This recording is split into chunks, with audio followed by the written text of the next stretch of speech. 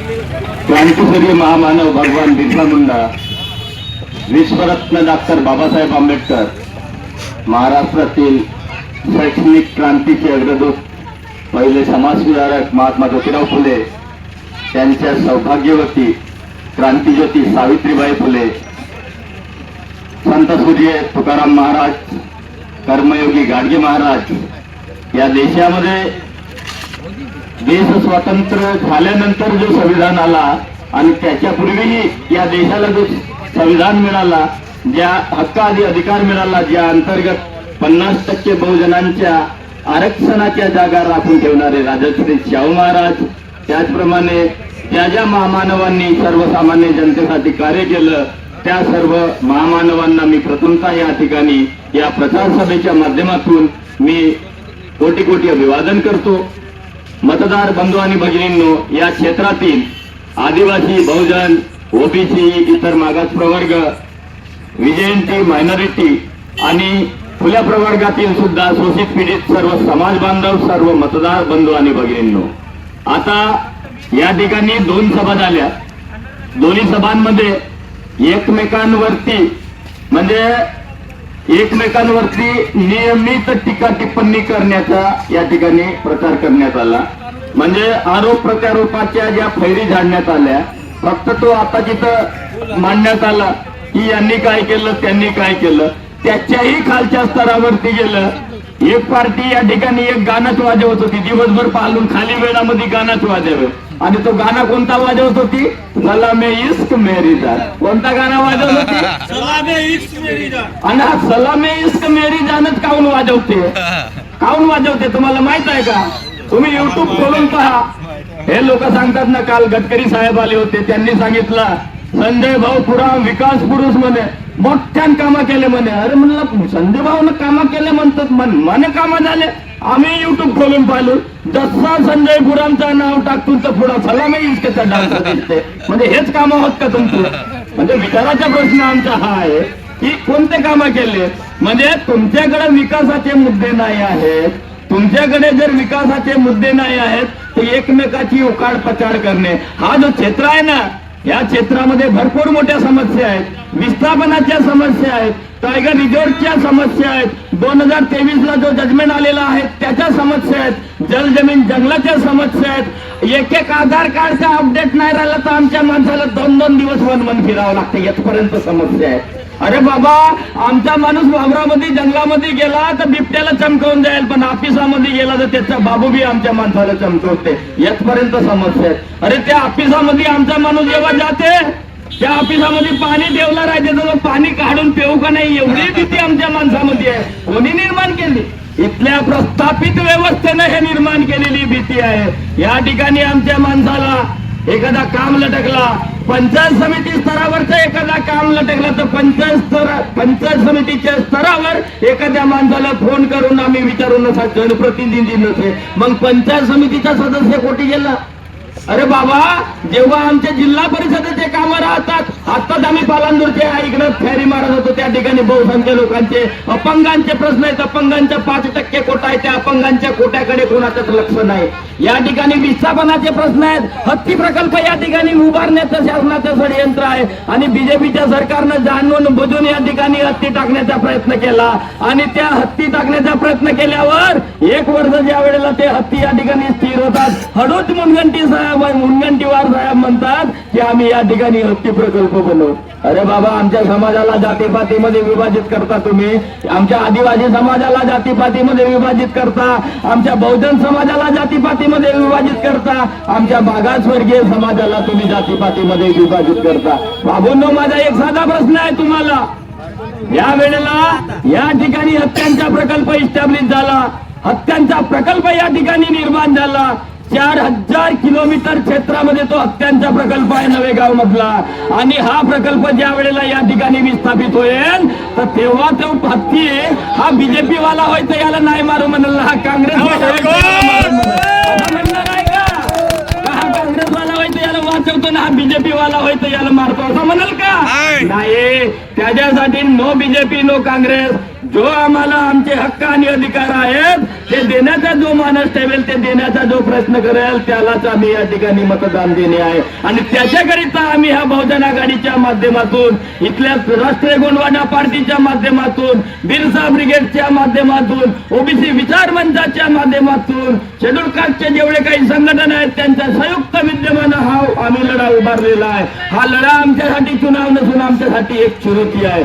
अभी नहीं तो कभी नहीं, अभी नहीं तो कभी नहीं. आवाज दो, जो जमीन सरकारी है, जो जमीन सरकारी है, आवाज दो. तर बंधूंनो, तुम्हा सर्वांना माझी एकच विनंती असेल, कसल्याही प्रकारच्या भूल थापेला बळी न जाता येणाऱ्या 20 तारखेला तुम्हाला तुमच्या बालबच्चांचा फ्युचर पाहायचा आहे. विस्थापनातले गावं मी स्वतः पाहिलेला. हे 9 उमेदवार आहेत ना, 9 मधला मी एक आहो. ज्याच्यावरती गुन्हा नोंद आहे, यांनी ज्यांच्यावरती गुन्हा नोंद आहे त्यांना प्रकाशन सुद्धा करायला लावलं. मी प्रकाशित सुद्धा केलं माझ्यावरचा गुन्हा. आणि माझ्यावर कोणता गुन्हा नोंद आहे बंधूंनो? माझ्यावर गुन्हा जो नोंद आहे तो वन विभागाचा गुन्हा आहे आणि तो सामुदायिक स्तरावरचा गुन्हा आहे. स्तरावर लढलो त्याचा हा गुन्हा आहे. कलम 3(1) अंतर्गत गाव सीमेअंतर्गत व गाव सीमेबाहेरील जो काही वनक्षेत्र असेल त्याच्यावरचा वन उपसंकलनाचे संपूर्ण अधिकार हे ग्रामसभेचे आहेत. मी तो पहिला माणूस आहो. मी बडाई मानत नाही, बडाई मारत नाही, पण मी तो काम केलेला आहो. मी तो पहिला माणूस आहो की आपल्या गावच्या ग्रामसभेला बिरसा ब्रिगेडच्या माध्यमातून आणि राष्ट्रीय गोंडवाना पार्टीच्या माध्यमातून 2021 मध्ये मुंबईच्या सह्याद्री सभागृहामध्ये घेऊन गेलो. आणि त्या ठिकाणी संपूर्ण महाराष्ट्रातील 22 कलेक्टर साहेबांना बोलवण्यात आला आणि त्यांना प्रश्न विचारण्यात आला आमच्या ग्रामसभेच्या समोर की कलम 3(1) काय म्हणतो. त्याच्यानंतर यांनी याच्यामध्ये अर्ध जंगल तुमचं, अर्ध जंगल आमचा वाला जो गणित लावला होता, गावागावामध्ये समित्यांमध्ये जो झगडा लावण्याचा प्रयत्न केला होता, त्यांचा झगडा लावण्याचा प्रयत्न जो आहे तो आम्ही हाणून पाडला. आणि तुम्ही आम्हाला जर विधानसभेमध्ये जाण्याची संधी दिला तर तुमचे जेवढे काही प्रश्न आहेत ते जल जमीन जंगलाचे प्रश्न आहेत, ते बहुजन वर्गाचे प्रश्न आहेत, जे अपंगाचे प्रश्न आहेत, जे आरोग्य विभागाचे प्रश्न आहेत, जे शिक्षण विभागाचे प्रश्न आहेत, जे पंचायत समितीचे प्रश्न आहेत, जे तेंदूपत्त्याचे प्रश्न आहेत, जे बांबू संदर्भानं जे प्रश्न आहेत, जे तुमच्या गाळ्यात या हे सर्व प्रश्न मार्गी मांडण्याचं मी तुम्हाला आश्वासन देतो. फक्त आश्वासनच देतो आणि येतवर थांबतो असं नाही. आजपर्यंत तुम्ही पाहिलेले आहात माझ्याकडे कुठल्याही प्रकारचा सत्ता किंवा पॉवर नसताना मी मान्य DCF पर्यंत हे सगळे विषय घेऊन गेलो. मान्य सुप्रीम कोर्टाच्या माध्यमातून आम्ही 2023च्या जो बिल आहे, कारण 2023चा बिल जर आमच्या क्षेत्रामध्ये जर लागू झाला तर तुम्हाला संडासला जंगलात जावाची जागा राहणार नाही अशी परिस्थिती त्या बिल मध्ये लिहिलेली आहे. म्हणून त्या बिलला, त्या कायद्याला आम्ही आमच्या बिरसा ब्रिगेडच्या माध्यमातून आणि राष्ट्रीय गोंडवाना पार्टीच्या माध्यमातून विरोध करत आहोत. बंधूंनो, या ठिकाणी भरपूर प्रश्न आहेत. संपूर्ण जिल्ह्यामध्ये तुम्ही गेल्या, आजही हा मगरडो, गोंडीटोला, तिकडचा तुम्ही चिलमटोला, आकटा, घोगरा नेटवर्कचा एवढा मोठा प्रॉब्लेम आहे. आम्ही कलेक्टर पर्यंत जातो. कलेक्टर सारखा माणूस म्हणते यार की माझ्या हाती काही नाही. आपल्या तर कोणाच्या हाती आहे? कलेक्टर आहात तुम्ही, जिल्हाधिकारी आहात तुम्ही, तुम्ही म्हणता माझ्या हाती नाही आहे, तर मग कोणाच्या हाती आहे? मग तुमचा आमदार का करते? आमदारालाही आम्ही 10 वेळा 100 वेळा हे प्रश्न मांडला. हा चुंगलीचा प्रश्न, किती आमदार त्याच्या उद्घाटन करतील का? शरमलाज काही आहे? अरे कितीतरी आमदार आहे ना त्याच्या उद्घाटन केलं.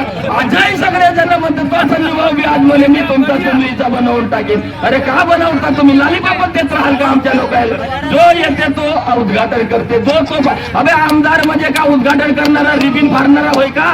आमदार जसं टेलर बनला रिबीन फाडून राहिला. आमदाराचं काम काय आहे? कायदे मंडळामध्ये झालं पाहिजे, कायदे बनवायला पाहिजे आणि जे कायदे बनलेले आहेत त्या कायद्यांचा संरक्षण करण्याची जबाबदारी ही आमदाराची आहे. जेव्हा तेव्हा पाहतून एक आमदार तसा म्हणते, मी जेव्हा जेव्हा त्यांचे भाषण ऐकून तो फक्त बायकोच्या चुली जवळ जातो, गोष्टी सांगतो, असा करतो तसा करतो, लोकांना कॉमेडी करते. आमदाराचं काम कॉमेडी करणे आहे का? जोकरबाजी करणे हा आमदाराचं काम आहे का? नाच गाणं करणे आमदाराचं काम आहे का? फक्त पोंगा फुकणे आमदाराचं काम आहे का? मनमाने सुपर कपडे वापरून फिरणे एवढंच आमदाराचं काम आहे का? फक्त आश्वासन देणे आमदाराचं काम आहे का? फक्त एसी मध्ये बसून फिरणे आमदाराचं काम आहे का? मुंबईमध्ये जाऊन फक्त ऐशाराम करणे आमदाराचं काम आहे का? नाही. सर्वसामान्य जनतेच्या घरापर्यंत जाऊन सर्वसामान्य जनतेचे प्रश्न समजून सर्वसामान्य जनतेचे प्रश्न मांडून त्या प्रश्नांची सोडवणूक करणे हा आमदाराचा काम आहे. इथला कलेक्टर, इथला जिल्हाधिकारी, इथला एसपी, इथला एलडीएम, इथला एलडीओ या सगळ्यांवर हे बरोबर काम करतात का नाही हा वाच ठेवण्याचं काम कोणाचं आहे? आमदाराचं आहे. नाका तिकल धरून उद्घाटन करायचं काम आमदाराचं आहे. तर बंधूंनो, येणाऱ्या 20 तारखेला या सगळ्या गोष्टींवर लक्ष द्या. अभि नाही तो कमी नाहीची परिस्थिती आहे. हे लोक का सांगतात? ओबीसीचे जे प्रश्न आहेत, मला पत्रकारांनी प्रश्न विचारले, तुम्ही आदिवासी आदिवासी आदिवासी म्हणता, मग इथला ओबीसी आहे तो ओबीसी तुम्हाला वोट देईल का? मी त्यांना सांगितलं, आमच्या सोबत जेवढे आदिवासी आहेत तेवढे ओबीसीचे कार्यकर्ते सुद्धा आहेत. बिरसा ब्रिगेड हा फक्त आदिवासींपुरता मर्यादित नसून इथला शेड्यूल कास्ट, इथला ओबीसी, इथला एससी, दलित समाजाच्या आणि आदिवासीचा जेव्हा उपवर्गीकरणाचा प्रश्न होता, या नव्या नेत्यांपैकी कोणी नेता नव्हता किंवा या राष्ट्रीय पक्षांच्या मुख्य नेत्यांपैकी तर कोणीच नव्हता. त्याच्यामध्ये मी स्वतः त्या उपवर्गीकरणाच्या त्या कार्यक्रमाच्या आणि त्या आंदोलनाचा मी स्वतः नेतृत्व केलेलं आहे. म्हणजे मागील बहुसंख्य या 15 वर्षामध्ये जे जे नेतृत्व झाले ते नेतृत्व, जे जे आंदोलन झाले त्याचे मी नेतृत्व केलेलं आहे. बंधूंनो, जेव्हा आम्ही आंदोलन करतो, मी सुद्धा सरपंच राहिलेला आहो. मला बिनविरोध सरपंच बनवून दिला होती आणि बिनविरोध सरपंच आता मी त्याच ठिकाणी उपसरपंच महिलाची सीट आली. मी बिनविरोध सरपंच असताना मला सुद्धा 2017 मध्ये कृषी सहाय्यची जॉईनिंग लेटर आला होता. मी म्हणलो आमच्या लोकांना मला बिनविरोध निवडून दिला. हे लोक सांगतात ना आम्ही नोकऱ्या सोडलो. अबे तुम्ही नोकऱ्या सोडल्या, आम्ही नोकऱ्या केलोच नाही. मागच्या 20 वर्षापासून हे धंदे करत आहोत. आणि तुम्ही जेव्हा नोकऱ्या करत होत्या तेव्हा आम्ही नोकरी न करता सर्वसामान्य गोरगरीब जनतेचे प्रश्न मार्गी लागावेत म्हणून शासन दरबारी मांडत होतो आणि आम्ही भाडबिगार झालो. आणि तुम्ही नोकऱ्या करता करता 3-3 लाख रुपये तुमचा पगार होता. हे जे बाकीचे बीजेपी सोडला तर बाकीचे जेवढे काही बहुसंख्याक उमेदवार आहेत त्यांचा 3-3 लाख रुपये पगार होता. माने पैसा कमवून टाकला आणि पैसा कमवून झाल्यावर इकडे आले ना का म्हणतात आता आम्हाला आमदार बनवून द्या. आता तुमच्या गावच्या एखाद्या गुरुजींना म्हणलं मी रिटायर झालो, मला सरपंच बनवून द्या, मग कसे कराल तुम्ही? अरे तुमच्या गावचा एखादा गुरुजी, एखादा ग्रामसेवक, एखादा बाबू यायना म्हणला, आता ते मोठे मोठे अधिकारी म्हणतात आम्हाला आमदार बनवून द्या. मग तुमचे लहान कर्मचारी जर म्हणतील का आम्ही रिटायर झालो आता आम्हाला सरपंच बनवून द्या, मग तुम्ही लोक कोठी जाल? म्हणजे इथल्या दिवस तुम्ही काम करायचं आणि शेवटच्या टप्प्यामध्ये आमदारकीसाठी ते लोक दावेदारी करायचा. म्हणजे आम्ही जेव्हापर्यंत आम्ही आंदोलन करायचं, रस्त्यावर उतरायचं, आम्ही बाटबिगार व्हायचा, त्यांनी मनमाने गलगट्ट नोकरी करायचं, गलगट्ट पैसा कमावता तो भी आदिवासी आरक्षणातून आणि मग म्हणावचा आम्हाला आमदार बनावचा. रिटायर झाला ना भाऊ, तू रिटायर झाला ना, आता बस ना घरी. शासनानं रिटायर्ड काऊन केलं तुला? शासनानं रिटायर्ड काऊन केलं तुला? काम करण्याची तुझी कॅपॅसिटी नसे म्हणूनच तुला रिटायर्ड केलं ना. मग तुम्हाला आमदार बनशील ना, या ठिकाणी तीर मारून टाकतील असा आमचा प्रश्न आहे. आणि ते बीजेपी वाले संजय भाऊ गुराव साहेब त्यांना सुद्धा एक संधी तुम्ही दिलेली होती. संधी दिल्याच्या नंतर संपूर्ण जिल्हा परिषद माझ्याच बापाची वाला काम आहे का नसे? क्षेत्रामध्ये दुसरे आदिवासी नाही आहेत का? ओबीसी दुसरे नाही आहेत का? एससी दुसरे नाही आहेत का? म्हणजे त्यांच्यासाठी ज्यांनी चटुगिरी केलं त्याला सीटा, मग त्याला बोलताय नको येऊ ना, चालताय नको येऊ ना, प्रश्नही नको मांडता येऊ. अरे आमच्याकडे माणूस न यार अशी तकलीफ आहे जिल्हा परिषद मध्ये कोणाला फोन लावून म्हणून. बरं झालं का मोठे कर्मचारी अधिकारी मित्रमंडळी आहेत त्यांना फोन लावलो नाही, याचा अपंगाचा आहे बनवून दे का, याचा डिलिव्हरीचा केस आहे बनवून दे का, याचा आमका आहे, हे आज धंदे आम्ही करतो. तुम्हाला माझी अपेक्षा करतो तुमच्याकडून, तुम्ही मला जर संधी दिला या क्षेत्राच्या माध्यमातून, कारण हा पालांदूर जो क्षेत्र आहे संपूर्ण देवळी तालुक्यातली सगळ्यात मोठी ग्रामपंचायत बंधूंना. पालांदूर म्हणजे हा लहान गाव नाही, लहान ग्रामपंचायत नाही, संपूर्ण देवळी तालुक्यातली सर्वात मोठी ग्रामपंचायत पालांदूर आहे. तुम्ही इथून जर घर भरवून माझ्या 2-3 दिवस आता मी प्रचारात दौऱ्यामध्ये बाकी आहेत, या संपूर्ण दौऱ्यामध्ये मला ज्या पद्धतीनं वाटेल त्या पद्धतीनं सहयोग करा. लोक भ्रम फैलवतात अपक्षाचा उमेदवार किती जिंकून टाकेल. मला कॉन्फिडन्स आहे ज्या वेळेला ज्या ज्या वेळेला 10,000 लोकांचे आंदोलन झाले, ज्या वेळेला 5,000 लोकांचे आंदोलन झाले, ज्या वेळेला हजार लोकांचे आंदोलन झाले, त्या प्रत्येक आंदोलन आणि मोर्चामध्ये मी जोमानं त्या ठिकाणी पुढे होतो आणि सर्व संपूर्ण समाज बांधव चाहे तो एससीचा असो, एसटीचा असो किंवा ओबीसीचा असो, तो देवरीचा असो, सालेकसाचा असो का आमगावचा असो, त्यांनी मला पाहिलेलं आहे आंदोलनामध्ये आणि त्यांना माहित आहे लढणारा कोण आणि शरण जाणारा कोण, या दोन्ही गोष्टी त्यांना माहित आहेत. तर बहुसंख्याक तिन्ही तालुक्यातून आम्हाला ह्या सगळ्या गोष्टींमध्ये समर्थन मिळत आहे आणि हा आमचा शेवटचा छोर आहे. तुम्हाला याच्या पूर्वी सांगितलेला आहे हा झेंडेपार मायनिंगचा विषय येणार आहे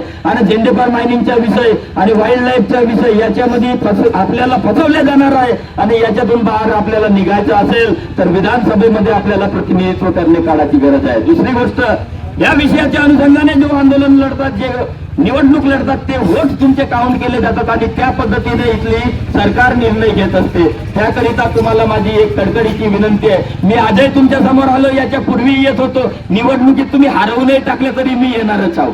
तर मग 10 वेळा तिकडे पाया लागण्यापेक्षा एक वेळ जिंकवून टाकलं तर फरक का पडते? तर माझी 10 लोकांची विनंती आहे की येणाऱ्या 20 तारखेला तुम्ही सर्व समाज बांधवांना, सर्व आया बहिणींना त्यालाही सांगा, लाडक्या बहिणीलाही समजावून सांगा, हा लाडक्या बहिणीचा सोंग होय. एवढा पैसा शासनाला नोटीसवर नोटीस भेटून राहिला. शासनाला लाडकी बहीण योजनेचा पैसा आणल्या कुठून म्हणून नोटीसवर नोटीस येते. शासन सांगू नाही सके की आम्ही जनतेलाच लुटलून ना त्यालाच बाटलून म्हणून. शासन सांगताय का? अरे शासनानं जनतेलाच लुटला ना, तुम्हालाच वाटला. आता तुमचा स्टॅम्प पेपर 500 रुपयाचा केला, 300 रुपयाचा गॅस तुमचा 1200 रुपये, तेलाचा पाहणा तुम्ही गणित 70 रुपयाचा तुमचा 140 रुपये. म्हणजे चारही बाजूला तुम्हाला ठोकून राहिला. तुमचा पहिला रिलायन्सची सिम वापरावून देवाचा ना, मग त्याचे बी रेट वाढवायचा. कोटी तर काहीच नाही, रिलायन्स नाही, BSNL नाही ना, आयडिया नाही, तुम्ही झोपत राहा तिकडं. असा गणित शासनाचा आहे आणि हे सगळे गणित तुम्हाला समजून घेणे आहे. त्या लाडक्या बहिणीला सुद्धा समजावून सांगणे आहे की कारण नवऱ्याच्याच खिशाला कातरून लागणार आहे ना शेवटी. 500 रुपयाचा तुमचा हे झाल्याच्या नंतर, स्टॅम्प पेपर झाल्याच्या नंतर तुम्ही कोटी एफिडेव्हिट करावलं जाहाल. बाकीचे पोरांच्या शिक्षणाचे प्रश्न आहेत. आमचे पोरं आश्रमशाळेत शिकतात आहेत, त्या आश्रमशाळा सुद्धा बंद करण्याच्या वाटेवर आणला. अरे याय ना 185 शाळा गोंदिया जिल्ह्याच्या लिलाव करून टाकला. तुम्हाला माहित नसे, 185 शाळा गोंदिया जिल्ह्यात लिलाव करून टाकल्या. त्यावेळेला ह्या जेव्हा शाळा लिलाव केल्या तेव्हा इथला ह्या शाळा बीजेपीला केला लिलाव, त्यावेळेला काँग्रेस पार्टी कुठे गेली होती? काँग्रेस पार्टीला सुद्धा माझे प्रश्न आहेत, त्यांच्या उमेदवारांना सुद्धा प्रश्न आहेत. आमच्या क्षेत्राचे प्रतिनिधी कुठे गेले होते? यांनी सुद्धा आवाज उठवणे काळाची गरज होते. म्हणजे होईल कसा? आता तर विकला तर विकलाय आणि आता सध्याची परिस्थिती कशी आहे? त्यांचे पोरा शिकतात CBSE मध्ये ABCD आणि आमचा पोरगा शिकते अडकीचा आहे इकडं आणि परीक्षा देते एकच. कलेक्टर व्हायचा राहिला तर परीक्षा एकच. मग अडकीचा आघाडी शिकणारा पास होईल का ABCD वाला होईल? ABCD वाला होईल ना. अशी परिस्थिती आमच्याकडे आणली आहे. म्हणजे मोफत शिक्षण जो देताना तुम्ही फक्त शिका आणि कोंबड्या बकऱ्या कसं बायलर कोंबड्या जसा पोसावचा 1 महिना 42 दिवस मग त्याला कापून टाकावता नाही का, तसा वाला समीकरण या ठिकाणी खेळलं. आमचा पोरगा ग्रॅज्युएशन झाला का बिलकुल वावरात जावाला बिलकुल मगच पाहिजे. एक वेळ तो पाणथेल्यावर बसून राहील पण वावरात नाही जाईल. मग त्यालाही वाटते अरे यार मी शिकलो, त्याचाही बरोबर आहे एका अँगलला, पण त्याला रोजगार पाहिजे का नाही? म्हणजे त्याला रोजगाराभिमुख शिक्षण भिडणे काळाची गरज आहे. आणि आता पहा, देश स्वतंत्र झाल्याच्या नंतर या देशामध्ये आरक्षण होता, आता आरक्षण संपला, सगळे क्षेत्र प्रायव्हेटला गेले. तुमचा 5-10% आरक्षण बाकी नाही आहे. मग तुम्हाला नोकऱ्या लागतील कुठून? आणि इकडं जंगला आधारित जे व्यवस्था होती ते सुद्धा नष्ट होत आहे. मग आमची येणारी पुढची पिढी जाणार कुठे? याच्याकरिता आम्हाला हा जल जमीन जंगलाचा आंदोलन लढणे आहे. आम्हाला हा 15 दिवस निवडणूक एका अँगलला कसा आहे, आम्ही जेव्हा जल जमीन जंगलाचे प्रश्न, शेवटचा 1 मिनिट बोलून शांत राहाल. आम्ही ज्या वेळेला जल जमीन जंगलाचे प्रश्न शासन दरबारी मांडतो आणि आंदोलनाच्या स्वरूपात मांडतो, त्यावेळेला इथली सरकार आम्हाला म्हणते यायला अंदरवाल्याचा सपोर्ट तर नाही. अरे बाबा, आम्हाला अंदर बाहेर कोणाचा सपोर्ट नाही, आम्हाला भारतीय संविधानाचा सपोर्ट आहे. भारतीय संविधानाच्या 5वी अनुसूची आणि 6व्या अनुसूचीचा सपोर्ट आहे. भारतीय संविधानाच्या 341, 342, 340 कलमाचा सपोर्ट आहे. भारतीय संविधानाच्या 244, 242 कलमाचा सपोर्ट आहे. संपूर्ण भारतामध्ये जे बनलेले कायदे आणि कानून आहे आहेत, त्यांचा सपोर्ट आहे, त्याच्या आधारावरती आम्ही आंदोलन लढवण्याचा प्रयत्न करतो. तरी सर्व मतदार बंधू आणि भगिनींनो, तुम्हाला विनंती आहे, हा चुनाव नसून आमच्यासाठी चुनवती आहे. ज्या ज्या पद्धतीने तुम्हाला जमेल, जे जे तुमच्याकडे फोन कॉल्स आहेत, तुमच्याकडे रिश्तेदार आहेत, तुमचे मित्रमंडळी आहेत, त्या सर्वांना सांगा, तुम्ही कुठं काँग्रेसमध्ये काम केल्यात काही हरकत नाही, तुम्ही पंजाबमध्ये काम केल्या काही हरकत नाही, तुम्ही फुलमध्ये काम केल्या, बीजेपीत काम केले आजपर्यंत काही हरकत नाही. आता वेळ आली तुमची, तुमच्यावरती तुमच्या घरचीवाली गोष्ट आली, आणि अशा वेळेला तुम्हाला त्या पक्षांचा त्याग करून त्या पक्षांना या विधानसभाच्या कालावधीमध्ये बाजूला ठेवून आपल्याला आपल्या स्वतःच्या प्रश्नासाठी लढणे आहे आणि ह्या आंदोलनामध्ये सामील होणे आहे. तुम्ही सर्व सामील होणार ना? तुम्ही सर्व सामील होणार ना?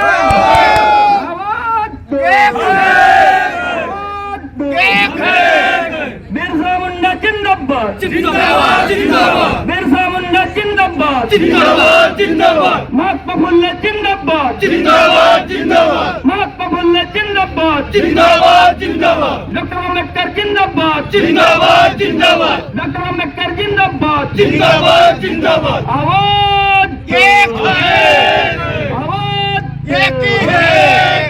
धन्यवाद. जय क्रांती.